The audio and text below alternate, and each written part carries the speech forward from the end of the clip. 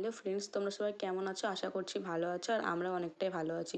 তো দেখো, এখন বাজে সকাল 9:30। এখন আমি আর তোমার দাদাভাই আমাদের বেথুয়া স্টেশন থেকে ট্রেন ধরে ঘুরতে যাওয়ার জন্য রওনা হব। তো কোথায় যাব না যাব সবটাই তোমাদের সাথে বলবো, তো তোমরা ভিডিওটা স্কিপ না করে দেখতে থাকো।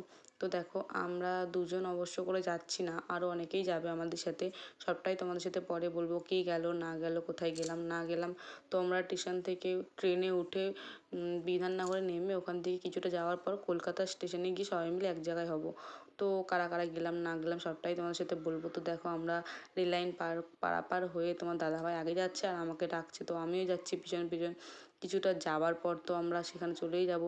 তারপরে তো যারা আমার সাথে যাবে তারা তখন বসেছিল, সবাই কী বলছে না বলছে সবটাই শুনতে পাবো। এদের কি অবস্থা? আমার অবস্থা কিরকম? কেন? তো শরীরে রেস্ট করে নিয়ে তোমার কি অবস্থা? আমার তো আমি রেস্ট করবো এবার। এখানে ঘুমিয়ে পড়তে 1 ঘন্টা দাঁড়িয়ে আছে। দাঁড়িয়ে আছে 1 ঘন্টা। তো দেখতেই পেলে, তোমরা শুনতেই পেলে, তোমার দাদাভাই আমাকেও কিছু কথা বললো যে ওরা না এসে বসে আছে অনেকক্ষণ ধরে, ওদের এই অবস্থা, তো তুমি এতটা হেঁটে এসে তোমার কী অবস্থা। তো দেখো, আমি প্রচণ্ড ক্লান্ত হয়ে গেছিলাম সকালবেলা উঠে ঘুম থেকে। সকালবেলায় এবার হাঁটতে হাঁটতে যাবার পর না শরীরটা প্রচণ্ড ক্লান্ত হয়ে গেছিলো, সেই জন্য গিয়ে আমার মুখ দিয়ে আবার কথা বেরোচ্ছিলো না, আমিও হাঁটতে পারছিলাম না। তো সেই নিয়ে ওরা আমাকে নিয়েও কথাবার্তা বলছিল। তো তারপরে দেখো, সবাই মিলে এই স্টেশনে বসে আছি, আর ওই যে একটা হলো আমার দাদা, আর এটা হলো দিদি, মানে আমার ভাসুর হয় সম্পর্কে, আর এই যে আমার ননদ হয় এটা, আর একটা আছে ননদের মেয়ে। সবাই মিলে গেলাম, তো স্টেশনে দাঁড়িয়েছিলাম। তারপরে অবশ্যই দেখো ট্রেনটা চলে আসলো, আমরা ট্রেনে উঠে গেছি। তো ট্রেনটা তো প্রথমে প্রচণ্ড আসতে যাচ্ছিলো, তারপরে আস্তে আস্তে যেতে যেতে জোর হয়েছিল। তো প্রথমে ট্রেনটা প্রচণ্ড ফাঁকা ছিল, সেই কারণে যে যার সিটে না বসে অন্য অন্য সিটে বসেছিলাম আমরা। তো দেখো, আমার পাশে তোমার দাদাভাই ছিল, কিন্তু মধ্যখানে ছিল ওই দিদিটার মেয়ে। তো তারপরে আমরা অনেকটা যাওয়ার পর তো আমরা দীঘা স্টেশনে পৌঁছে গেলাম অবশেষে, আর নেমে সবাই তো হাঁটতে শুরু করলো। কিন্তু ট্রেনে অতটা ভিড় না থাকলেও স্টেশনে কিন্তু প্রচণ্ড ভিড় ছিল। তো সেই কারণে আমি সেইভাবে একটা ভিডিও করে উঠতে পারিনি, তোমাদের সাথে শেয়ার করতে পারছি না। তো তোমরা তো বুঝেই গেছো আমি যাচ্ছি, বললামই যে দীঘা যাচ্ছি।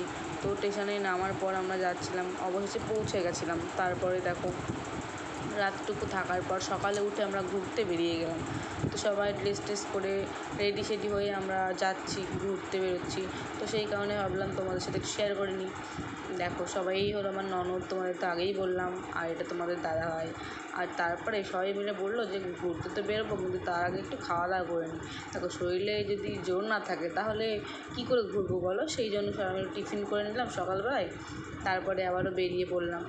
তো যাওয়ার জন্য তোমার দাদাভাইরা গাড়ি ঠিক করছিল, আর আমরা এদিকে দাঁড়িয়েছিলাম। তো গাড়িতে ওঠার পর আমরা তো যাচ্ছিলাম, তো সবাই মিলে বলছে চলো একটু ভিডিও করা যাক। তো ওরা রিলস করছিল, আর আমি জাস্ট নর্মালি ব্লগ করার জন্য ভিডিও করছিলাম। তো ওখানে গিয়ে তো যেতে যেতেও প্রচণ্ড আনন্দ করতে করতে গেছি, সবাই মিলে গিয়েও আনন্দ করেছি। তারপরে দেখো, ফার্স্টে চলে গেলাম গাড়ি থেকে নামার পর।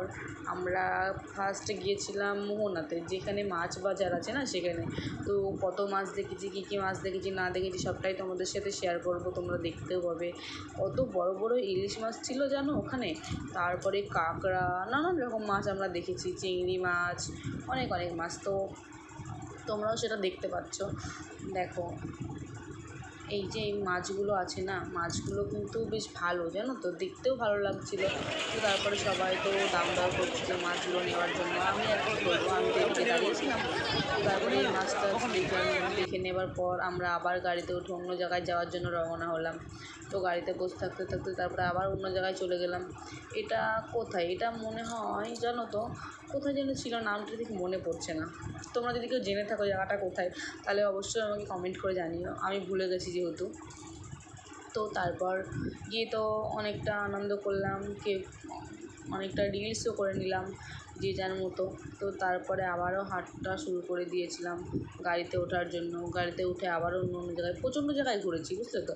ঘুরে টুরে তারপরে কিন্তু আমরা গেছি স্নান করতে, রুমে গিয়ে চেঞ্জ করে তারপরে আমরা গেছিলাম স্নান করতে।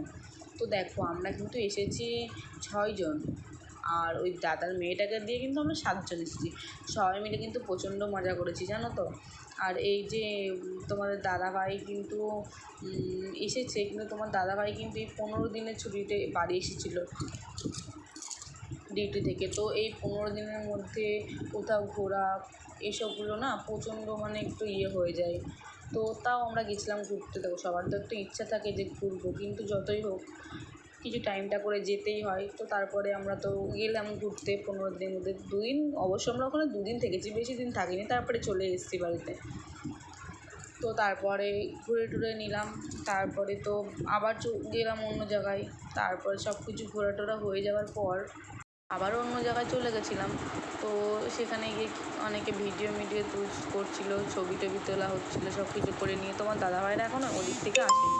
তারপরে আমরা চলে এসেছিলাম রুমে, এসে চেঞ্জ করে আবার গেছিলাম আমরা স্নান করতে, সমুদ্রে নামতে গেছিলাম।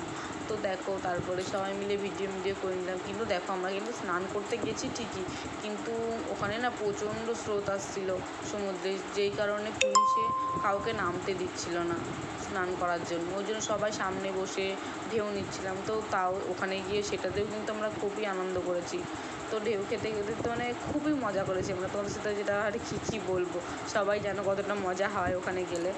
তো তারপরে সব কিছু করার পর দেখো তোমাদের সাথে আগেই বলি, ভিডিওটা কিন্তু আমি অনেক কয়েকদিন আগেই করেছি, কিন্তু কিছু অসুবিধার জন্য তোমাদের সাথে আমি ভিডিওটা দিতে পারিনি। কেননা তোমাদের দাদাভাই তো বললাম আগেই যে 15 দিনের ছুটিতে এসেছিলো। এবার তোমরা সবাই জানো, যাদের মানে কি বলবো হাজব্যান্ড বাইরে থাকে বা কেউ ডিউটিতে থাকে, কেউ সার্ভিস করে, যাই করুক না কেন, বাড়িতে না থাকলে কি হয়, আসলে প্রচণ্ড মানে বিজি হয়ে যায়, কোনো কিছু করার সময়ই থাকে না। আর সেই জায়গায় তো 15 দিনের ছুটিতে এসেছে, কি করব না করব বুঝতেই পারছিলাম না। এদিক ওদিক ঘুরতেই সময় চলে যাচ্ছিলো। ভিডিও কখন শেয়ার করব তোমাদের সাথে, তো সেই কারণে শেয়ার করে উঠতে পারিনি। তো এখন করছি, আস্তে আস্তে যে কটা ভিডিও করা হয়েছে সব কিছুই তোমাদের সাথে শেয়ার করব। আর আশা করব তোমাদের খুব ভালো লাগবে, আর তোমরা অবশ্যই আমার পাশে থাকবে, লাইক কমেন্ট শেয়ার অবশ্যই করবে, আমার পাশে অবশ্যই থাকবে তোমরা। তো দেখো তারপরে তো স্নান টান করে আমরা তো চলে আসলাম। তারপরে আমরা যে রুমে যাচ্ছিলাম না 3 জন মিলে, ওরা চলে গেছিলো আর আমরা 3 জন পিছনে পড়ে গেছিলাম। তো প্রচণ্ড মজা করতে করতে কী বলবো, হাসাহাসি করতে করতে আমরা আসছিলাম। এই যে আমার ননদরা না, আমার দিদিটা, ওরা এই কথাই বলছিলো যে তুমি এটা কেন বলছো না, আমরা কোন হোটেলে আছি না আছি। তো ওদের কথা শুনে আমি এটাও বলে দিতাম ওদেরকে, দেখো হোটেলে এসে দীঘাতে এসে আমরা নিউ দীঘাতে ছিলাম, আর এটা হলো প্রিয়দর্শিনী হোটেল। নিউ দীঘাতে প্রিয়দর্শিনী হোটেল যে কোনো টোটোওয়ালাকে বা যে কোনো লোককে জিজ্ঞাসা করলে বলে দেবে। তোমরা অবশ্যই দীঘাতে আসলে এই হোটেলটি বুক করতে পারো। হোটেলটা অনেকটাই ভালো, রুমগুলো ভালো, আর এখানকার মানে পুরো ইয়েটাই ভালো, তোমরা চাইলেই এই হোটেলে আসতে পারো। তারপরে আমরা তো স্নান টান করে গিয়েছিলাম, ফ্রেশ হয়ে আবারও রেডি হয়ে বেরিয়ে পড়লাম ঘুরতে। তখন তো কিছুটা ঘোরা হয়েছিল, আবার তো ঘুরতে বেরোতে হবে না, সেই জন্য আবার বেরিয়ে পড়েছিলাম। দেখো এটা কোনো একটা মন্দির, সেই মন্দিরের দিকে আমরা যাচ্ছিলাম ঘুরতে। তো তারপরে কিছুটা ক্যামেরা করতে করতে যাওয়ার পর না, ভিতরটাতে ওঠার আগে ওখানে লেখা ছিল যে ক্যামেরা করা যাবে না, ফোন ইউজ করা যাবে না। তো সেই জন্য আমি ফোনটা বন্ধ করে দিয়েছিলাম, ওই জন্য পরেরটুকু তোমাদের দেখাতে পারিনি। ওটা ঘুরে আসার পর ওই মন্দিরটা, আবারও এই মন্দিরটাতে এসেছিলাম ঘুরতে। তো তারপরে সব কিছুই বাইরে থেকে করেছি, ভিডিওটা ভিতর থেকে করতে পারিনি, কারণ সব জায়গাতেই না বলছিল যে ফোন অ্যালাউ নেই, সেই জন্য। তারপরে ঘুরে চলে এসে এই যে বিকেলবেলাটায় আবার এই যে সমুদ্রটা এসেছিলাম, এখানে ঘুরতে এসে তো প্রচণ্ড মজা হলো, কিন্তু যেন দেখে মনে হচ্ছিলো যে আবারও স্নান করি, কিন্তু কী করা যাবে, বারবার তো স্নান করা যাবে না, যেহেতু ঘুরতে বেরিয়েছি। এই যে ঘোড়াগুলো ছিল না, দেখে কিন্তু প্রচণ্ড ভালো লাগছিলো, জানো তো, সবাই কত মজা করছিলো, আমরাও করছিলাম। তো এইসব দেখার পর তো আমরা আবারও চলে যাব ঘুরতে অন্য জায়গায়। তো অন্য জায়গায় গিয়ে তারপরে তো ঘোরাফেরা করলাম অবশ্য, ঘুরে টুরে তারপরে তো আমরা চলেই যাব। দেখো আমরা কিন্তু আজকের দিনটা এই কারণে বেশি ঘুরছি, রেস্ট করার সময়ও পাচ্ছি না, কারণ আমরা তো থাকবো না, কালকে সকালে আবার বেরিয়ে যাব। তো দেখো ঘুরে টুরে চলে এসে সন্ধ্যাবেলা তো আমরা সবাই মিলে একটা রুমে বসেছিলাম। আমরা কিন্তু আলাদা আলাদা রুম নিয়েছিলাম, কিন্তু সন্ধ্যাবেলা সবাই মিলে একসাথে বসেছিলাম আড্ডায় আর কি মারার জন্য।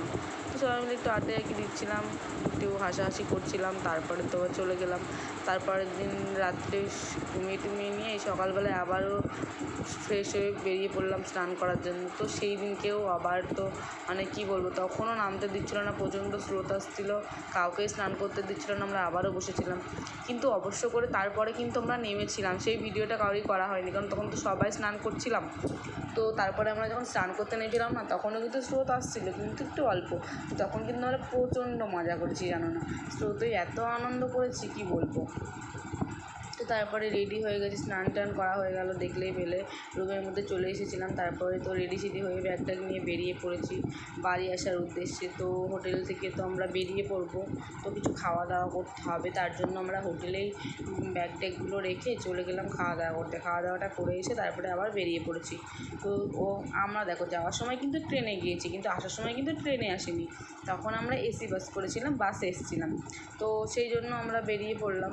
তো ওরা গেছিলো বাসটা দেখতে যে কখন আসবে না আসবে, তো আমরা দাঁড়িয়েছিলাম ওখানে। তারপরে তো বাসে উঠে গেছি অবশেষে, সবাই মিলে খুব মজা করতে করতে বাসে করেও আসলাম। বাস থেকে নেমে কলকাতা পর্যন্ত বাসটা এসেছিলো, তারপরে কিন্তু আমরা আবারও ট্রেনে উঠেছিলাম। তারপরে এই ট্রেনটা থেকে না যে যার জায়গাতে নেমে পড়বে, আবার আমরা আলাদা আলাদা হয়ে যাব। তো ফার্স্টে নেমে গেল ওই দিদি, আমার ওই ননদটা, ওই দাদার মেয়েটা। তারপরে তো অবশেষে আমরা দুজন ছিলাম, এই যে আমি আর সোনালি, আমার এই ননদের মেয়েটা। দিদিরা এবারটা নেমে যাবে বলে ওখানে দাঁড়িয়ে গেছে, আমরা দুজন ছিলাম। তারপরে তো ওরা নেমে গেল, তারপরে এই দিদি মেয়েটাও নেমে যাবে কৃষ্ণনগরে, কিন্তু শুধু আমরা দুজন তখন বেথুয়াতে আসবো। তো দেখো নেমে যাবে বলে আগে থেকে টাটা করে দিচ্ছে। তো দেখো আমার ভিডিওটা আমি বেশি লং করবো না, এটুকুই রাখবো।